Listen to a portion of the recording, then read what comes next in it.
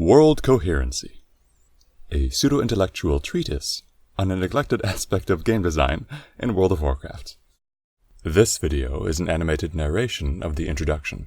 The complete document can be accessed nearby at any time. Section 1. Starting definitions and semantics.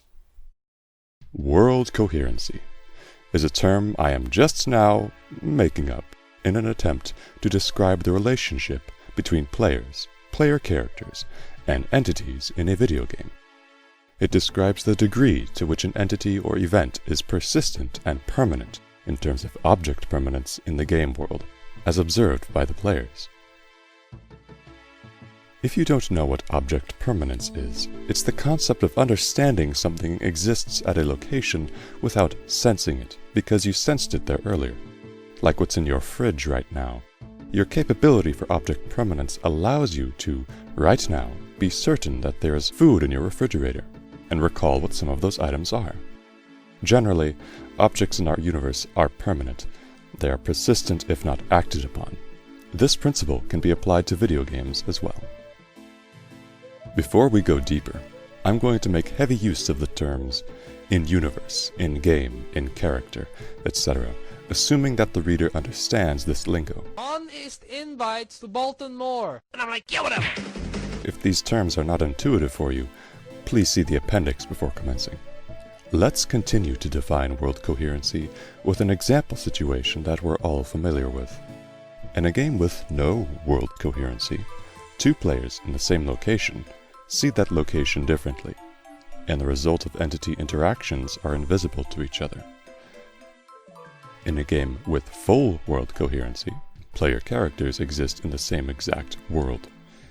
The same entities are visible to both players, and the action of one player on an entity shows the same result for both players and affects them in the same way.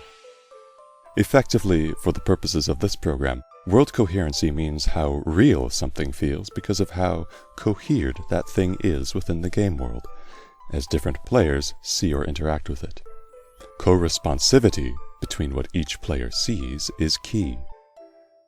Later in this program, we will also integrate the first law of thermodynamics, but we'll get there. I don't want to scare you off just yet. Let's explore world coherency a little more to make this clearer. Here's the definition of the verb cohere: to stick together, be united, hold fast as parts of the same mass, to be united within a body by the action of molecular forces, to be naturally or logically connected, to agree, be congruous, end quote. Coherent, the adjective, also has a physics definition that is, quote, of or pertaining to waves that maintain a fixed phase relationship, end quote. Coherence as a word also has linguistic applications as well, for when something makes sense or not. This is a complicated word, but each application of it has the same central idea: consistency, logical connection, agreement, fitting together, being one, being in tune. World coherency of an MMORPG game world is basically the measure of its independent integrity, where all players experience it the same way, like they would a real world. World coherency determines how reliable the world is as one persistent world that all players share. Let's move on to putting these words into action. Ready for action. To exemplify world coherency, say that player character A and player character B are both observing a world object on the field that can only be activated once every 10 minutes. The intention for this object is that it is very special and can only be activated ever so often. As dictated by the world, whether through logic or story reasons, it is supposed to have only enough power to enchant one person at a time. The enchantment takes the form of a visual status effect. The character with the effect glows yellow. In this situation, we have two mechanics that are subject to world coherency: the object cooldown and the visual status effect. Mutual visibility between each other's characters is a given. Hey! Oh. Player character A activates the object. He gains the effect and cannot activate the object for another 10 minutes. Player character B sees A gain the effect, and neither can he activate the object until the cooldown is over. No!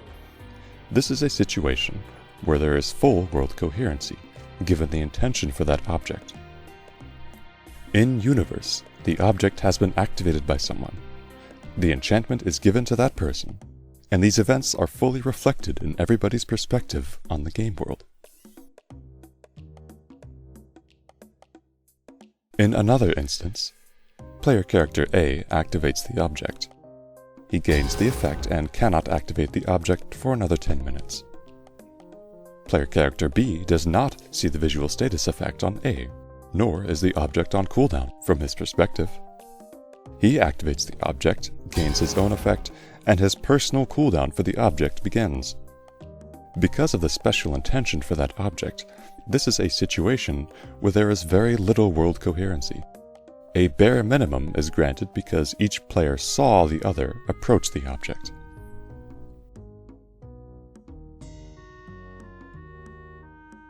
How gameplay significant to the player that the activation of this object is depends on how coherent it is within the world.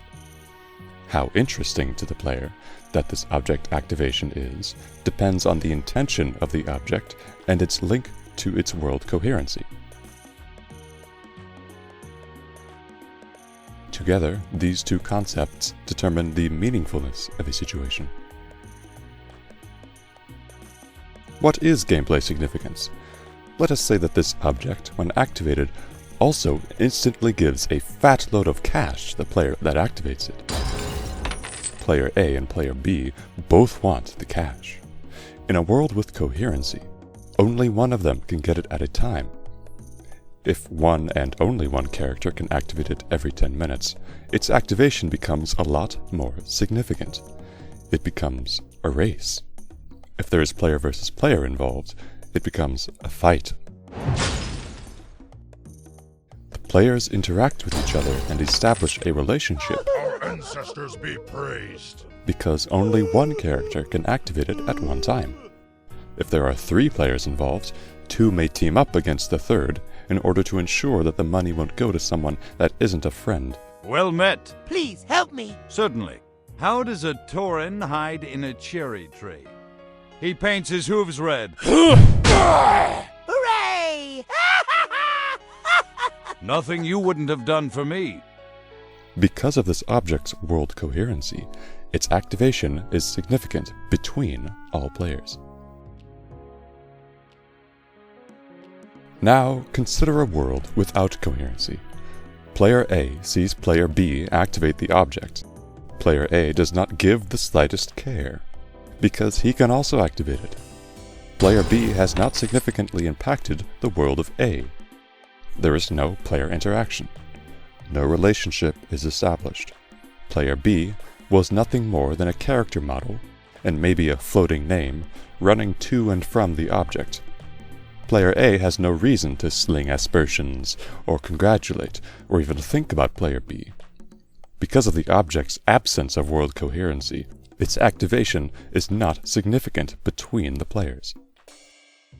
I also mentioned player interest, and that finding something interesting was not necessarily related to how significant it is. This is where we need context, which should be given by the game. And so it came to pass that the Countess, who once bathed in the rejuvenating blood of 100 virgins, was buried alive, and her castle in which so... This object is now the egg of a golden dragon. It is the last golden dragon of its kind. The players have heard and read about the riveting story of this dragon, and it can only swoop by and lay an egg every 10 minutes, in a desperate attempt to not let its legendary lineage die out. If an hour passes without anybody activating it by way of smashing it, a hatchling is spawned. The future is now uncertain and exciting. It is now interesting to the players, because of the developer's intention for it to be very special. This interest is magnified when it is fully coherent within the world, when one person's actions on it and the resulting consequence are visible to every player in the world and impacts them equally. Every player is sharing the same world and everything has persistence. Gameplay significance and player interest is skyrocketing. Take away world coherency from this situation.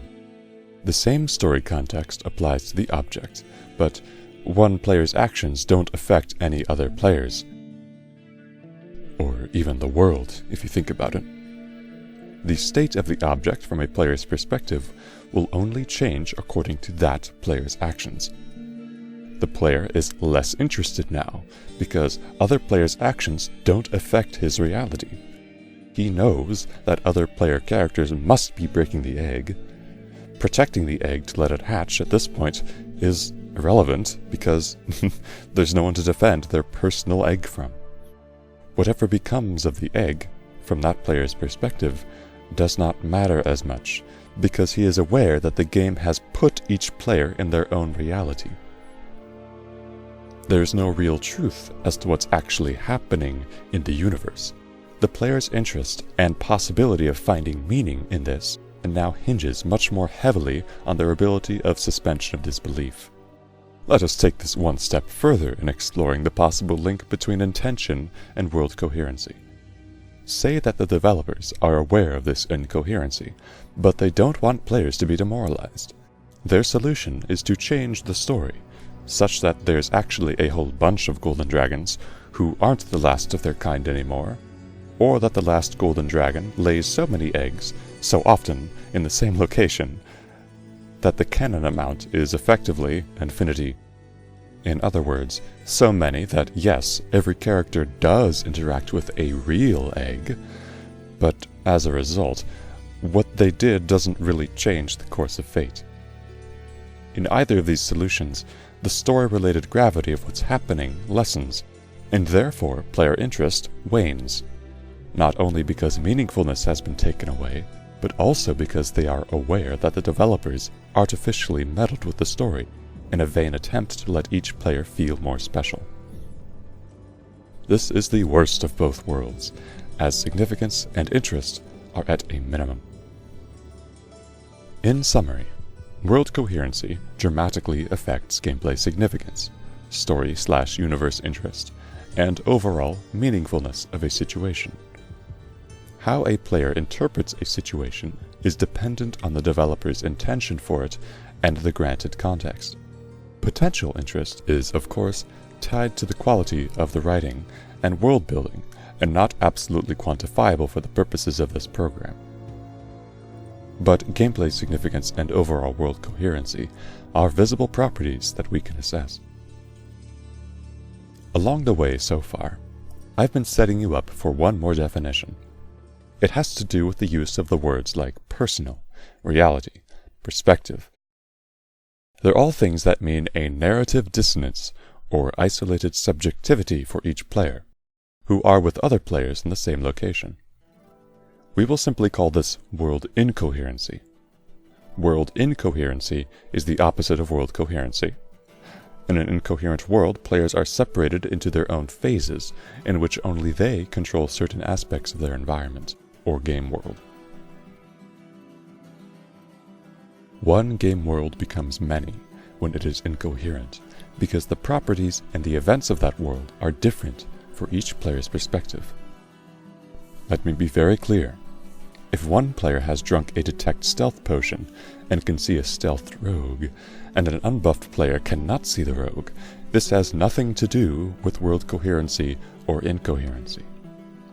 This is because there is an in-game, in-universe reason and or mechanic that justifies this difference in observation and interactivity. In other words, if something makes sense in character, then the world is still coherent, because the cause of it is actually in the game world.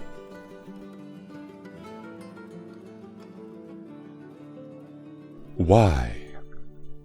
The rest of this program will be dedicated to explaining what world coherency does for a game, as we compare vanilla World of Warcraft to current World of Warcraft, which is in Legion at the time of writing this, now BFA.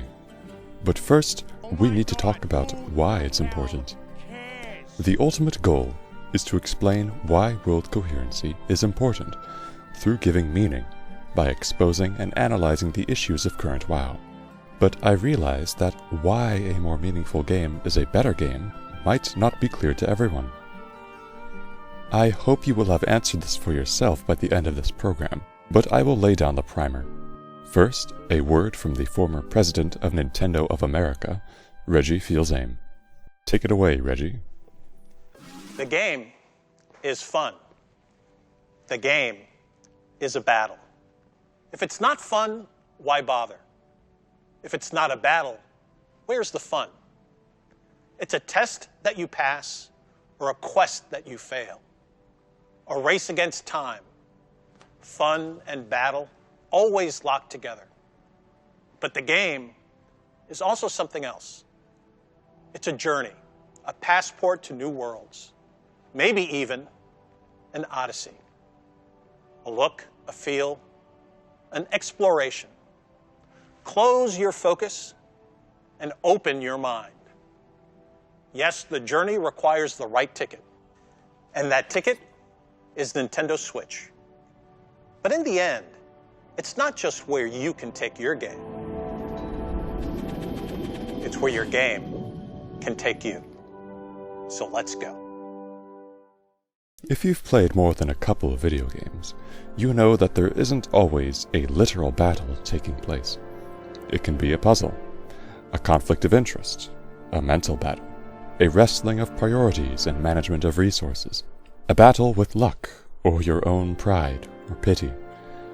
Battle, in its most basic element, is an engaging push and pull interaction. And fun, of course, fun is the most subjective thing of all. Fun is different for everybody. Reggie is still right about fun, though. If there's no battle, where's the fun? MMORPG is a special genre. It's special because it makes player interaction core to its battle, and an MMO has to make a lot of game design sacrifices in order to accommodate hundreds of thousands of players in a world that is intended to be persistent. In the beginning, video game hobbyists, casual consumers, and small children alike were keenly aware that they were committing to playing an objectively inferior game when they picked up an MMO. They couldn't expect grand adventures tailored to every player. They couldn't expect to be a character that actually changed the fate of the world. They understood that things had to be standardized and generally dumbed down and pruned, like quests and classes, and the big ones, combat and character progression. That a big bad boss would just respawn right behind them for the next player to grapple with, as if he was never killed. And the only proof they had that they actually defeated it was a completed quest, maybe an item. The world certainly didn't reflect it, at least forever. Everyone understood, if not intuitively, then if they thought about it for 2 seconds, that this was done for the sake of fairness, because the game was meant for thousands of concurrent players with highly variable skill levels. So why did MMORPGs even take off if they, compared to sculpted, reactive single-player games, could not advance beyond rudimentary? The answer is in player interaction. It all comes down to player interaction. All these sacrifices are made in order to get people together in a manageable, sustainable game world and let them interact. Let me tell you that every good memory someone has of an MMO involves other players in some way. That's all I care about. Holy What? Seriously? Are you fucking kidding me? I fucking hate you, Shinta! Oh my god. Whether it's direct competition or cooperation, or achieving something incredible by themselves and being able to show off to other people who understand their accomplishment. The pleasure and the satisfaction comes from the knowledge or the faith that they're sharing this world with other people. It kind of works like that in real life, too, but not always. Now, what's the most common, poignant dismays one can have in an MMO? A dead capital city. A dead starting zone. An all-grey friends list. Not being able to sell or buy anything because no one else is buying or selling. Nobody joining your groups. Nobody talking. As someone who has dedicated portions of his life to many MMOs, some of them niche, and has sat through their grueling passing away, when there is loneliness, everything is changed to the color of pointlessness. There is no fun. There is no battle. You can aggro a tough NPC and solo it, and for a brief flickering moment not care that there is no one else to care. But will you do that tomorrow? In single-player games? Probably. In MMOs? No. Unless you've only played MMOs your entire life and you aren't aware of anything else, you won't, because without other players, other people, everything in an MMO becomes meaningless. Let's get back to Reggie again. In the end, it's not just where you can take your game. It's where your game can take you. So let's go. MMOs have taken me many places. MMOs have, in full honesty, taken me to the best places I've ever been in my life. Those places were the best because I was with other players, other people who all understood each other and what was happening in this fantastic, captivating world. Those people brought me there, and I brought them there too. I'm not even an avid PvPer, but competition, rivalry, and faction war was an enormous elevator of those good places. The people gave everything in the game meaning, as integral roles that the developers built for people to fill in order to work in a system. In the bigger picture, we were all just other human beings sharing the human experience in this funny, inimitable way that non-players wouldn't understand. A more meaningful game is a better game, because games are meaningless. Turn the computer off, and the game doesn't exist anymore. You're back to reality, where things like money and food and shelter, enlightenment and companionship are meaningful. The time you spent playing is effectively time you chose not to spend gathering food, earning money, attracting companionship, and building skills that boost your lot in life. But games still matter to you. You still play them. You know they're not truly meaningless. They do increase your lot in life. For whatever reason you have, or confluence of rationalizations and mental quirks, games have the power to be meaningful to you, and enrich you in a way that maybe only you understand.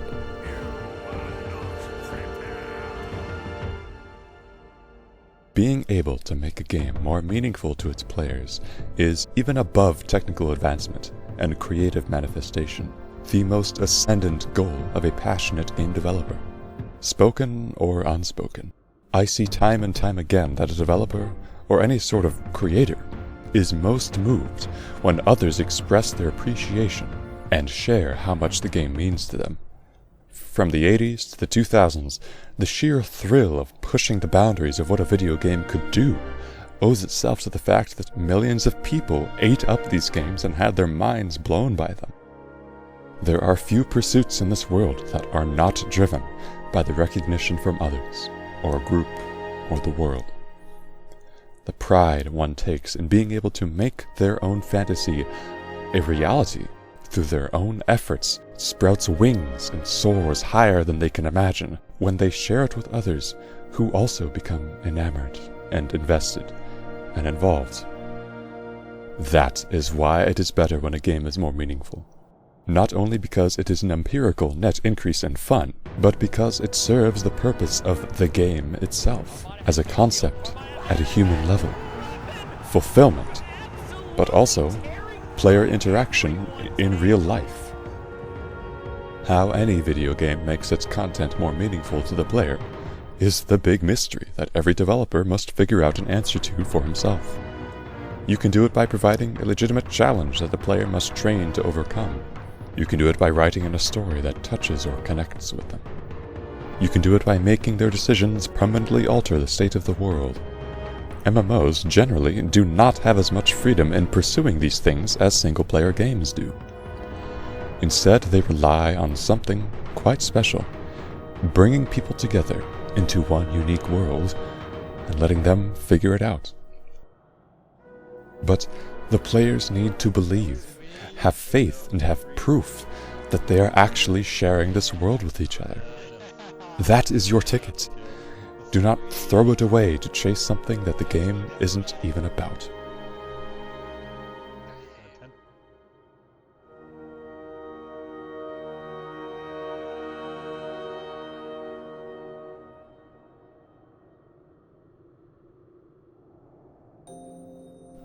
Well, congratulations. Hey, thanks for sticking with me for so long. I know this whole thing is kind of, embarrassing, but it does mean a lot to me because I take video games way too seriously. Coming up next are 2 spoken excerpts from my essay, so you can have a taste of what's inside. They're from section 3, where I address all of the subjects. Get comfortable, and I hope you enjoy.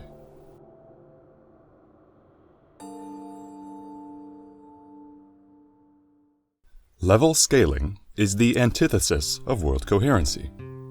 Why? Well, here's another story. I do a quest in Ashara. I fight level 13 night elves in a little corner of the map. I turn in the quest and gain a level. Another quest takes me back to that corner. Suddenly, all of the same night elves, no matter if they're the ones I left alone or the ones that are respawns, are now level 14. The surrounding elk are also level 14 to boot. What's more is that I've parked another character, level 9, in the same location. I switched to the level 9 character.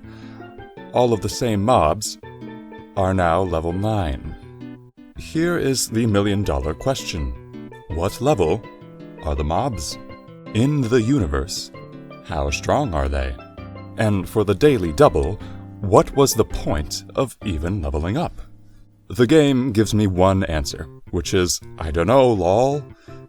This is not a good answer because we have lost all logical reference for the natural state of these NPCs. Without a defined natural state, the integrity of their existence and their relationship to the rest of the world becomes undefined too. We are unable to compare power levels across the game world. If these night elves are both level 9 and 53 at the same time, how strong is my character for beating them? Are they more or less threatening than an elite Razorfen Spearhide and Razorfen Crawl? Is my level 9 Baby Goblin Warlock extremely powerful? Or is my level 53 Draenei Monk a pathetic loser? Because player levels do not scale, except for in Battlegrounds, we can directly compare and establish a ranking for, and the distance between a level 9 Warlock and a level 53 Monk. If you had to, which one would you rather take as a companion? This critical function of power level assessment is integral to giving an entity a constant, persistent, real place in the world that can be comprehended both in-universe and in-game. Without it, nothing makes any sense.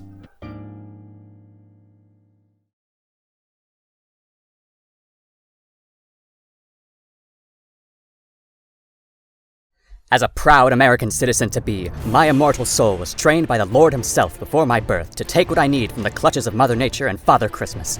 I was imbued with the knowledge of a self-evident truth that a man need not justify himself for serving his survival and prosperity by any means necessary, for that itself is the ultimate justification for the actions of a man. It is my right as a being gifted with life by God to perform any duty that will afford me to live my life to its fullest, unrestrained by any manifestation of tyranny. If the greed of a scoundrel would put him above me, then I must redouble my own greed, and I am right to do it. If the ravenous stripping of ore veins would lead me to leave my zone with a mining level unfit for my destination, then I must best this self-made adversary through cunning or brutality. If a surreptitious society would perch an assassin on every Black Lotus spawn in the world and deprive my guild of the elixirs they need to brave the fires of hell, then I must raise my own militia and declare total war. Unscrupulous savages have infringed upon my blessed liberty to pursue my professions and improve my lot in life, while they would seek to be the sole claimant of this privilege. Peace was never an option. These lessons have been wrought into my bones through years of playing MMOs. In my youth, I was afeared of the challenge of having to put myself out there, be my own advocate, and fend for myself. But I matured. Some people did not, and they could not handle the competition, the possibility of failure, that others had needs too. They wanted to eliminate the possibility of having gathering nodes stolen from them. To name the beast, I and they were entitled. For a long time, these people were forgotten, because what they asked was too little undeserved benefit for them, for too much undeserved loss from the rest. What they were asking for was essentially Blizzard-facilitated item duping, which would then lead to Blizzard adjusting the rest of the game to account for it. Not healthy. Frightening, even. Oh my god, the implications. Imagine my shock when one day they were obeyed. And thus, when one person mined an ore node, it would still be there on everybody else's screen. A fruit of the world, ever ripe. And so the children grew fat. As you can see, I like to have fun. Sometimes. So anyway, that's it. Please, check out the link to my document. It's a Google Doc, don't worry about it. I hope you have a fantastic day, and King's Honor, friend.